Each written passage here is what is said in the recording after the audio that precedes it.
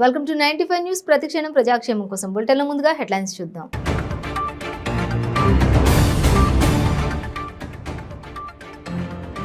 ములుగు జిల్లా మంగపేటలో ఘోర రోడ్డు ప్రమాదం. 2 పిల్లల ప్రాణాలు తీసిన తండ్రి నిర్లక్ష్యపు డ్రైవింగ్.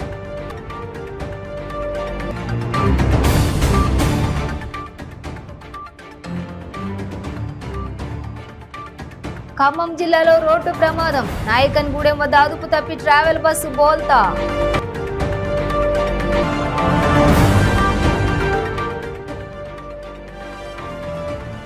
నిజామాబాద్ జిల్లా బాల్కొండలో దారుణం. బీసీ గురుకుల పాఠశాలలో ఓ విద్యార్థిని ఆత్మహత్యాయత్నం.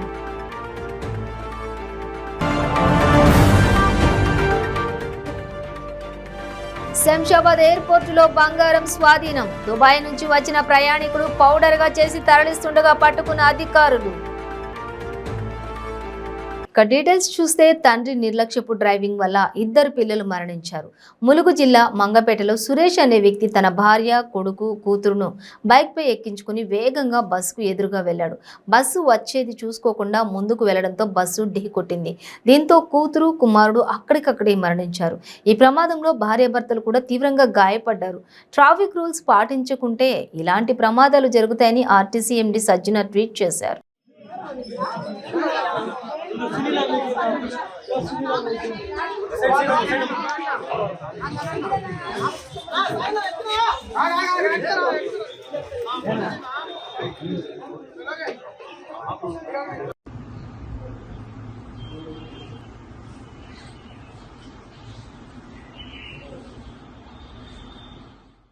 ఖమ్మం జిల్లాలో రోడ్డు ప్రమాదం జరిగింది. నాయకన్గూడెం వద్ద అదుపు తప్పి ట్రావెల్ బస్సు బోల్తా పడింది. ఈ ప్రమాదంలో 5గురికి గాయాలయ్యాయి. కాగా ప్రమాద సమయంలో బస్సులో 30 మంది ప్రయాణికులున్నారు. హైదరాబాద్ నుంచి రాజమండ్రి వెళ్తుండగా ఈ ప్రమాదం జరిగింది. గాయపడిన వారిని చికిత్స నిమిత్తం ఖమ్మం ప్రభుత్వ ఆసుపత్రికి తరలించారు.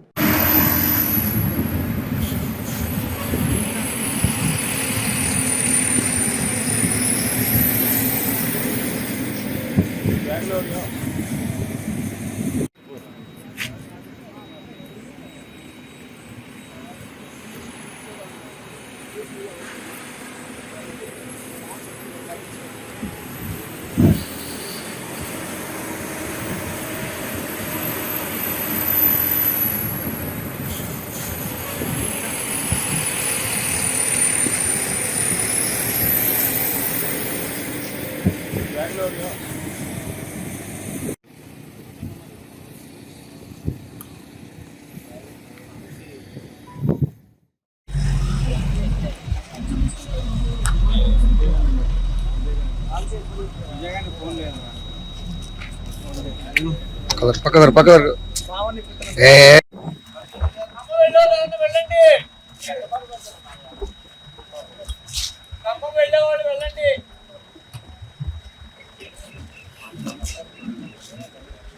నమస్తే. నా పేరు సద్దాము. హైదరాబాద్ నుంచి రాజమండ్రి వెళ్ళడానికి శ్రీ కేవీఆర్ ట్రావెల్స్లో బయలుదేరాము. నైట్ 11ంటికి బస్సు ఎక్కాము. 3:30, 4 గంటల ప్రాంతంలో యాక్సిడెంట్ అయింది. ఈ ఏరియా ఏంటో నాకు తెలియదు. ఇక్కడ నుంచి ఖమ్మం 45 కిలోమీటర్స్ దూరం తీసుకునే యాప్లో నేను ఖమ్మం బయలుదేరుతున్నాను. ఎవరి ప్రాణాలు పోలేదు. ఒక 10-20 మంది దాకా ఇంజూరీ అయ్యారు. నిజామాబాద్ జిల్లా బాల్కొండలో ఘోరం జరిగింది. బీసీ గురుకుల పాఠశాలలో ఓ విద్యార్థిని ఆత్మహత్యాయత్నం చేసింది. మహాత్మా గాంధీ జ్యోతిరావు పూలే పాఠశాలలోని పై అంతస్తు నుంచి 8వ తరగతి విద్యార్థిని కిందికి దూకేసింది. దీంతో తీవ్ర గాయాలయ్యాయి. వెంటనే ఆ బాలికను 108 వాహనంలో ఆర్మూర్ హాస్పిటల్కు తరలించారు. కాగా ఆత్మహత్యాయత్నానికి పాల్పడ్డ స్టూడెంట్ని ఫతేనగర్కు చెందిన బాలికగా గుర్తించారు. ఆమె ఎందుకు ఆత్మహత్య చేసుకోవాలనుకుందనే కారణాలు ఇంకా తెలియరాలేదు.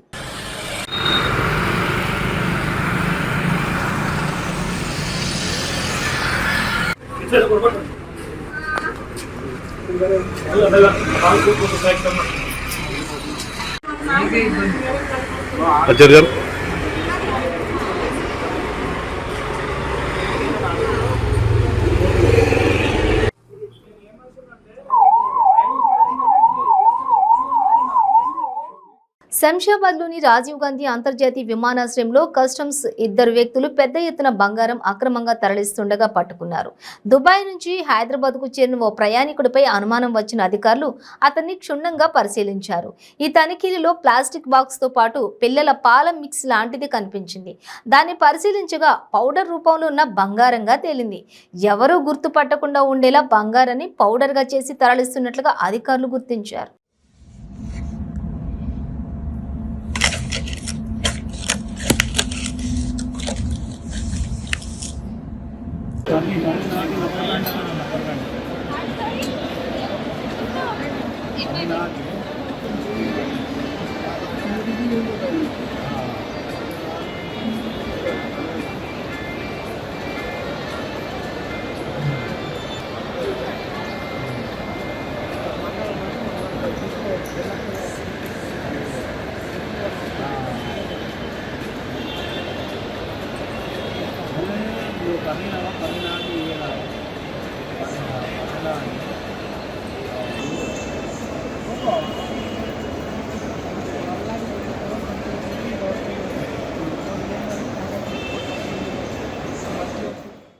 జనసేన అధినేత పవన్ కళ్యాణ్ చేపడుతున్న వారాహి విజయ యాత్ర ఏపీ రాజకీయాల్లో పెను ప్రకంపనలు సృష్టిస్తోంది.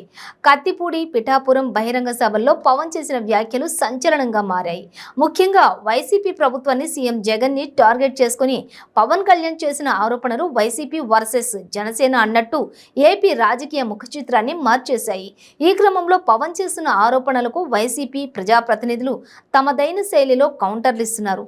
దీనిలో భాగంగా ఈసారి తాను ఖచ్చితంగా అసెంబ్లీలో అడుగు పెడతానని, ఎమ్మెల్యేని కాకుండా ఏ శక్తి అడ్డుకోలేదంటూ పవన్ చేసిన ప్రకటనపై కడప జిల్లా ప్రొద్దుటూరు వైసీపీ ఎమ్మెల్యే రాచమల్లు శివప్రసాద్ రెడ్డి స్పందించారు.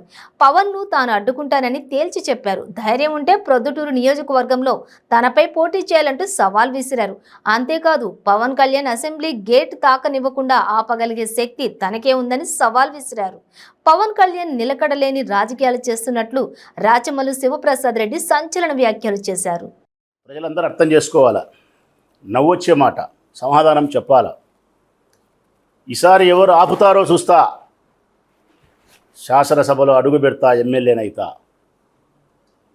మళ్ళీ ఒకసారి గుర్తు చేస్తాను పవన్ కళ్యాణ్, ఈసారి ఎవరు ఆపుతారో చూస్తా, ఎమ్మెల్యే శాసనసభలో అడుగు పెడతా. నన్ను ఎమ్మెల్యేగా ఎవరు ఆపుతారో ఆపండి అంటే,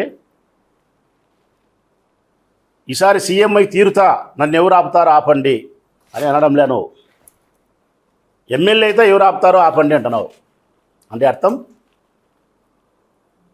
నిన్ను నీవు శాసనసభలో అడుగు పెట్టడానికి ఎమ్మెల్యే స్థాయి వరకే పరిమితం చేసుకున్నావు అనేది సుస్పష్టంగా చెప్తాను. నిజంగా నువ్వు సీఎం స్థాయి మనిషివి అయితే గన ఆ మాట అనవు. 2024 ఎన్నికల్లో నేను ముఖ్యమంత్రిగా ఈ రాష్ట్రాన్ని పరిపాలించబోతా ఉన్నా, ఎవరు ఆపుతాడో, ఏ వైఎస్ఆర్ కాంగ్రెస్ పార్టీ వాడు ఆపుతాడో, ఏ శక్తి ఆపుతుందో ఆపండి అనాలా, అనలే. ఎమ్మెల్యేగా శాసనసభలోకి వస్తా, ఎవరు ఆపుతారో ఆపు అంటున్నావు. అంటే నువ్వు సీఎం అభ్యర్థి కాదు. నీ పనానికి ఎమ్మెల్యే కావడమే గగనము. ఇది మళ్ళీ దీనికి ఒక స్టేట్మెంటు, ఒక డైలాగు. ఇక్కడ ఒక్కొక్కరు 2 సార్లు 3 సార్లు 6 సార్లు ఎమ్మెల్యే అయిన వాళ్ళే ఉన్నారు. ఒక్కొక్కరు వైఎస్ఆర్ కాంగ్రెస్ పార్టీలో 2, 3, 4, 5 సార్లు అయినారు. నేను నీకు పిలుపునిస్తా ఉన్నా, నువ్వు స్టార్ కదా, పవన్ కళ్యాణ్ పవర్ స్టార్ ఏదో చెప్తారు పెద్దగా అభిమానులు స్టార్ అని. నువ్వు స్టార్, ఎక్కడైనా పోటీ చేయడానికి కావాల్సినటువంటి ఫేస్ వాల్యూ ఉండే మనిషి అని చెప్పి నీ అభిప్రాయం.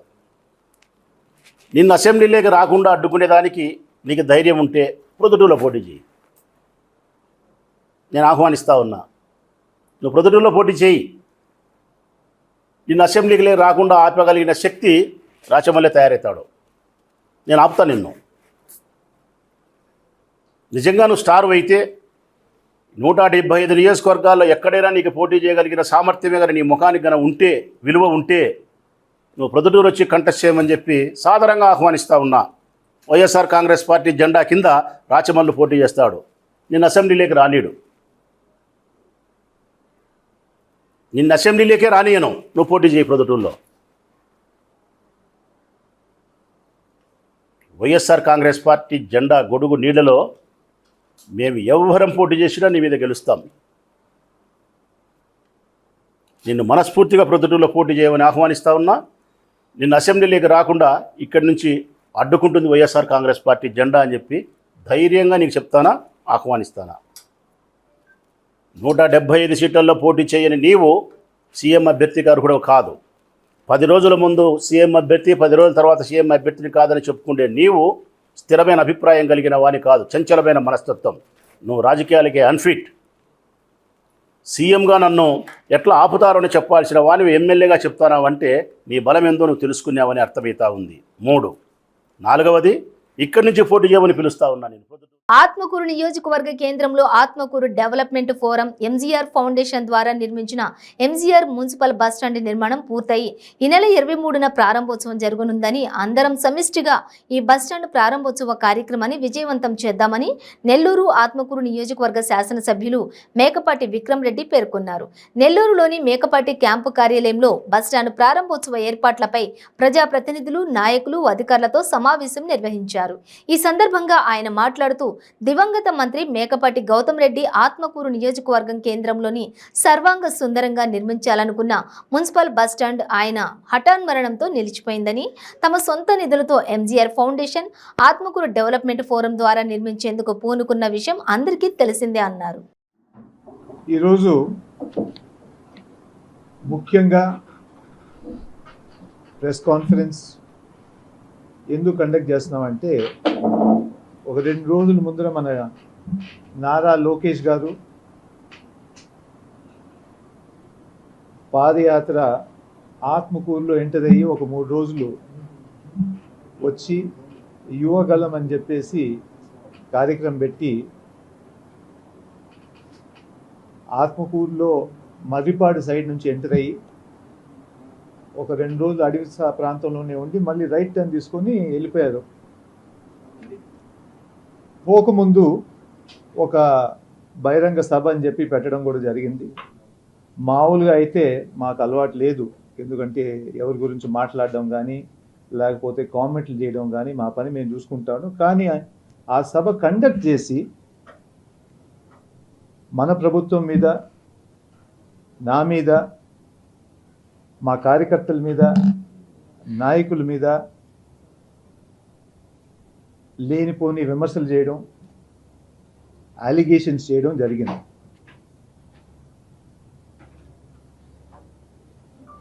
మొదలు పెట్టడం మన ముఖ్యమంత్రి గారికి ఒక మెడికల్ కండిషన్ ఉందని చెప్పి చెప్పడం జరిగింది, మైథోమేనియా సిండ్రోమ్.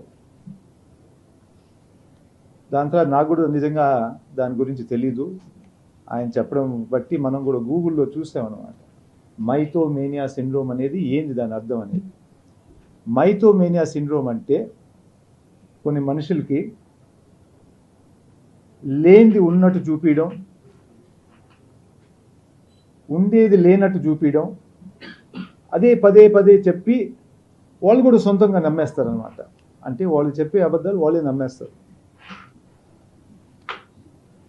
ఆ రోజు ఆ బహిరంగ సభలో అంతా వినిన తర్వాత ఒకటి మాత్రం తేలింది, ఆ మెడికల్ కండిషన్ నారా లోకేష్కి బాగా ఎక్కుంది. ఆ కండిషన్ కొంచెం సివియర్గా ఉందని చెప్పి తప్పకుండా అందరు భావించవచ్చు. మీరు చెప్పే ఒక్కొక్క ఐటెం మీరు ఆ బహిరంగ సభలో ఏమని చూస్తే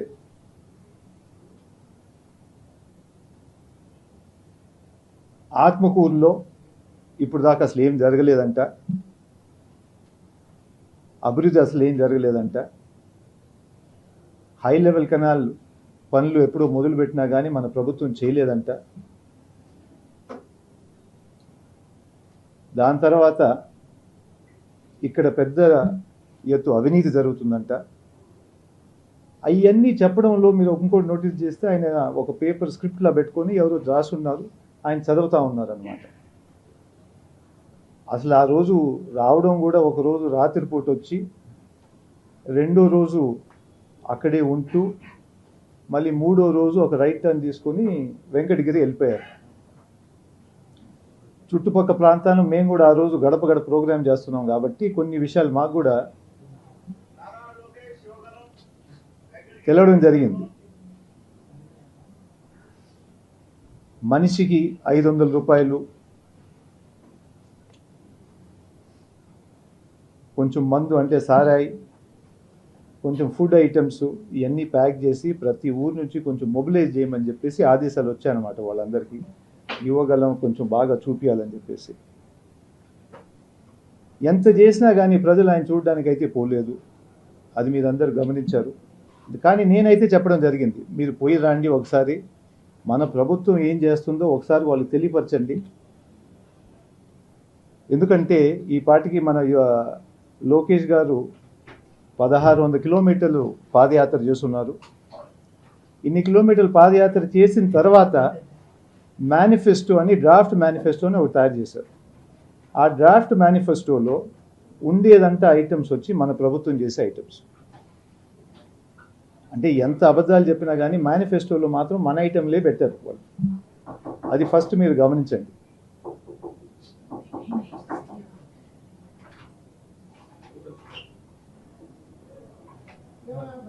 నంబర్ 2,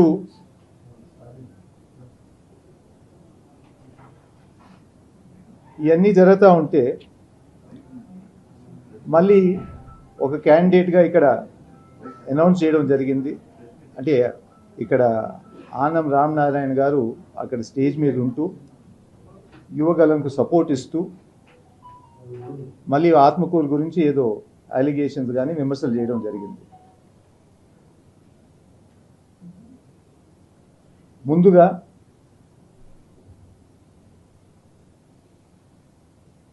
ఆనం రామనారాయణ రెడ్డి గారు, మీకు సూటిగా 2-3 ప్రశ్నలు అడగాలి. ప్రజలందరూ కోరేది ఏంటంటే, మీరు 2009 నుంచి 2014 దాకా ఒక ఎమ్మెల్యే, ఆత్మకూరు ఎమ్మెల్యేగా ఎన్నికై ఒక మంత్రిగా ఉండి మన స్టేట్ డివైడ్ అయ్యేటప్పుడు మీరు ఎందుకు ఆపలేదు? స్టేట్ డివిజన్ అయ్యేటప్పుడు మీరు ఎందుకు సపోర్ట్ ఇవ్వలేదు యునైటెడ్ ఆంధ్రప్రదేశ్కి?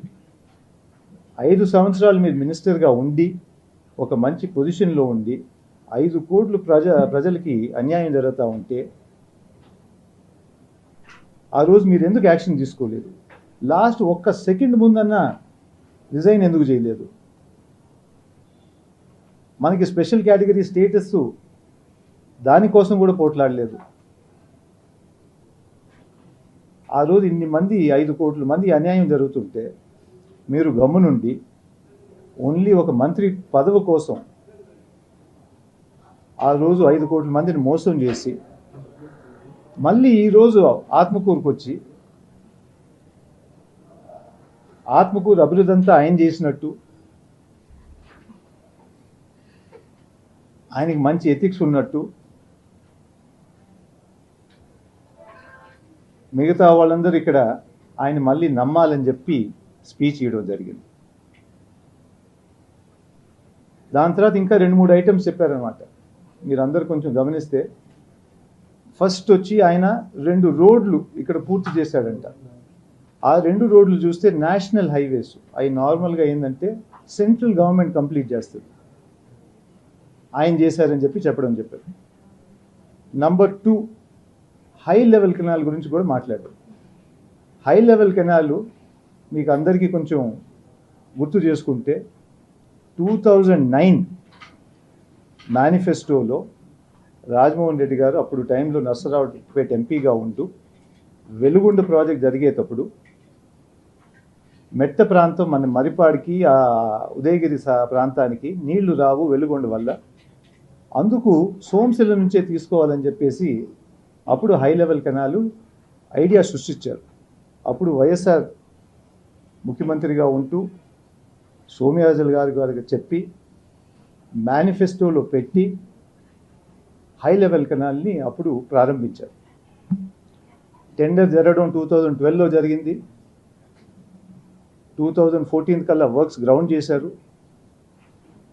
2017లో కంప్లీట్ చేయాలన్నమాట ఆ ప్రాజెక్ట్. ఆనం గారు ఏం చెప్పారు? ఆయనంతా తీసుకొచ్చింది ప్రాజెక్టు, వైఎస్ఆర్ పేరు ఒక్కసారి కూడా మెన్షన్ చేయలేదు. ఆయనకి అప్పుడు ఆ టైంలో మంత్రి టీడీపీ అధినేత చంద్రబాబు జనసేన పవన్ కళ్యాణ్ పై మంత్రి వేణుగోపాలకృష్ణ ఆగ్రహం వ్యక్తం చేశారు. పవన్ పూటకో వేషం వేస్తున్నాడని, చంద్రబాబు ఇచ్చిన స్క్రిప్ట్ చదువుతున్నాడని అన్నారు. చంద్రబాబు వల్ల పుష్కరాల్లో 29 మంది చనిపోతే పవన్ ఒక్కసారైనా దాని గురించి మాట్లాడావా అని ప్రశ్నించారు. పవన్ ఆరోపణలను తీవ్రంగా ఖండిస్తున్నామని అన్నారు. పవన్ స్థిరత్వం లేని వ్యక్తి, ముఖ్యమంత్రి పదవిని ఆశించలేదంటాడు, ఇస్తే తీసుకుంటానంటాడని విమర్శించారు. ఒక ఆయన అంటాడు, పోటీ చేసిన మంగళగిరిలో పోటీ చేయకుండా మంత్రి అయ్యి పోటీ చేసిన మంగళగిరిలో ఓటమి పాలయ్యి ఆయన ప్రయత్నంతో తెలుగుదేశం పార్టీ చారిత్రక ఓటమి చవిచూసి నేను మళ్ళీ తెలుగుదేశాన్ని బలపరుస్తాను, పెంచుతానని పాదయాత్ర. పాపం ఆయన పదే పదే మాట్లాడే ఒక మాట పీకేష్. ఆయన నేను ఏం పీకుతారు అనేటువంటి పదాలు వాడుతున్నాడు. ఆయన నన్ను ఎవరు అడ్డుకుంటారు నా పాదయాత్ర అనేటువంటి ఒక భాషతో ఆయన ప్రయత్నం చేస్తున్నాడు. చంద్రబాబు నాయుడు ఒక కుటిల రాజకీయాలకి చిరునామా. తనకు పదవిచ్చి పిల్లనిచ్చినటువంటి మామనే అన్నిటికంటే ప్రజలకు మంచి చేస్తానన్న ఎన్టీ రామారావుని పదవిచ్యుతుని చేసినటువంటి చరిత్ర కలిగినటువంటి చంద్రబాబు తన కొడుకు చేసే పాదయాత్రకి మైలేజ్ రావడం లేదని మళ్ళీ పాపం ఇంకొక మోసపోవడానికి నేను రెడీగా ఉన్నానని వేషం వేసినటువంటి పవన్ కళ్యాణ్కి, మోసపోవడానికి రెడీగా ఉన్నానని వేషం వేసుకున్న పవన్ కళ్యాణ్కి వారాహి కాదది నారాహి అనేటువంటి ఒక పదం పెట్టి పాపం మొన్ననే సత్యదేవుడి సన్నిధిలో ప్రారంభం చేస్తే మొదటి రోజే నారాహి సతికిలు పడిపోయింది. ఇక ఆయన చంద్రబాబు నాయుడు అంటాడు, తన 45 ఏళ్ల రాజకీయంలో పుట్టినూరులో ఇల్లు కట్టుకోలేదంట, నా ఇంటికి పర్మిషన్ ఎవడాపుతాడు చూస్తాడంటాడు. ఇదేదో కామెడీ సినిమాలా ఉంది. మొన్న పవన్ కళ్యాణ్ గారు కత్తిపూడిలో ప్రసంగం చేశారు. చాలా పరివర్తన, మార్పు వచ్చేసిందా అనుకున్నాం. నిన్న మళ్ళీ నెక్స్ట్ డే వచ్చిన తర్వాత పత్తిపాడు నుంచి చేబ్రోలు వచ్చారు, చేబ్రోలు నుంచి నేను పిఠాపురం వచ్చాను. నిన్న ఏదో స్వామీజీ వేషం, మొన్న వేషం వేరు, నిన్న వేషం వేరు. నిన్నేం మాట్లాడుతున్నారు, మనం సనాతన ధర్మరక్షణ కోసం వచ్చారట. ధర్మరక్షణ కోసం వచ్చానని ఆయన చెప్తుంటే నాకు ఆశ్చర్యం వేసింది. ఎందుకంటే ధర్మ విఘాతాన్ని పాటించినటువంటి నాయకుడు చంద్రబాబు నాయుడు అయితే అతనికి వత్తాసి పలకాలని వచ్చిన పవన్ కళ్యాణ్ ఏ విధంగా ధర్మరక్షణ అనేటువంటి పదాన్ని ఉచ్చరించడానికి ప్రయత్నిస్తున్నాడు. ధర్మరక్షణ అంటే ధర్మం అంటే ఏమిటి, సనాతన ధర్మం అంటే ఏంటి, రాముడు ఏం ఆచరించాడు నాయన, మీరేం ఆచరించారు నాయన, ఆలోచించండి. ఏకపత్ని వ్రతుడు కదా రాముడు. మరి సనాతన ధర్మాన్ని నమ్మిన మీరు బహుభార్యత్వంతో కదా ప్రజలకి వేరే ఆలోచన కలిగించారు. మీరు పూజలు చేశారు, హోమాలు చేశారు, ధర్మం అనేటువంటి పదాన్ని వాడేని నేను అన్నారు. ఏమిటి ధర్మం? ఒక పేదరికం అనేటువంటి రాక్షసి చేత పీడింపబడేటువంటి పేదవాడిని పీడించడం ధర్మమా? పేదవాడిని రక్షిస్తానన్న ప్రభుత్వం మీద, పేదవాడిని రక్షిస్తానని తను ఒక 3648 కిలోమీటర్లు పాదయాత్ర చేసినటువంటి నాయకుడు పేదల కోసం, పేదల జీవితాల్లో మార్పును తీసుకురావడం కోసం, పేదల జీవితాలకు భద్రత ఇవ్వడం కోసం, అన్నిటికంటే ముఖ్యంగా సత్యమే వచించాలి రాజకీయాల్లో ఉన్నవాళ్ళు, అసత్యం ఆడితే వచ్చే అధికారం నాకు అక్కర్లేదని చెప్పి సత్యాన్నే మాట్లాడి చెప్పింది ఖచ్చితంగా ఎన్ని. భద్రాద్రి కొత్తగూడెం జిల్లా బూర్గంపాడు మండలం మొరంపల్లి బంజారా గ్రామంలో చేతుల ఆనంద్ అనే వ్యక్తి ఇంట్లోకి అదుపు తప్పి టిప్పర్ లారీ దూసుకెళ్లింది. ఈ ప్రమాదంలో డ్రైవర్కి తలకి గాయం కాగా క్లీనర్కి 2 కళ్ళు విరిగాయి. ఈ ప్రమాద సమయంలో ఇంట్లో ఎవరూ లేకపోవడం వల్ల, చిన్న బాబు మాత్రమే ఒక గదిలో ఉండడం వల్ల పెద్ద ప్రమాదమే తప్పింది. ఇల్లు కొంత భాగం ధ్వంసమైంది. గాయపడ్డ డ్రైవర్, క్లీనర్ను సమీప ఆసుపత్రికి చికిత్స నిమిత్తం తరలించారు. పోలీసులు కేసు నమోదు చేసుకుని దర్యాప్తు చేస్తున్నారు.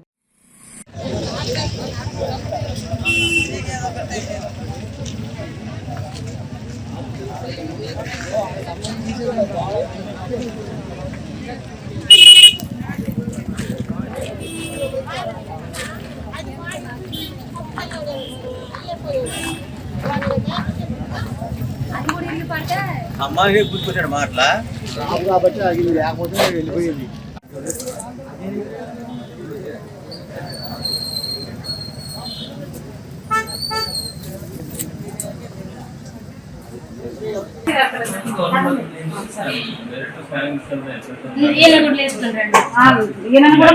ఆయన బండి మీద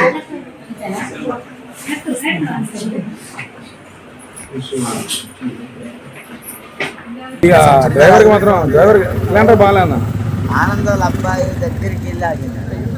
బులెటిన్ ముగించే ముందు హెడ్లైన్స్ మరోసారి.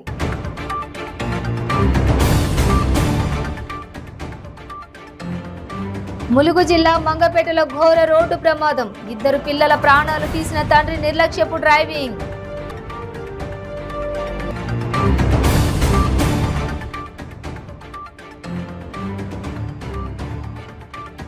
ఖమ్మం జిల్లాలో రోడ్డు ప్రమాదం. నాయకన్గూడెం వద్ద అదుపు తప్పి ట్రావెల్ బస్సు బోల్తా.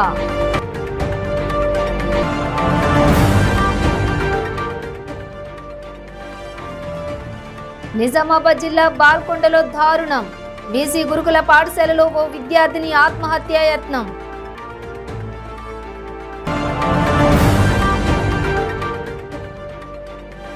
శంషాబాద్ ఎయిర్పోర్టులో బంగారం స్వాధీనం. దుబాయ్ నుంచి వచ్చిన ప్రయాణికుడు పౌడర్గా చేసి తరలిస్తుండగా పట్టుకున్న అధికారులు. ఇవి బులెటిన్ డీటెయిల్స్. చూస్తూనే ఉండండి 95 న్యూస్.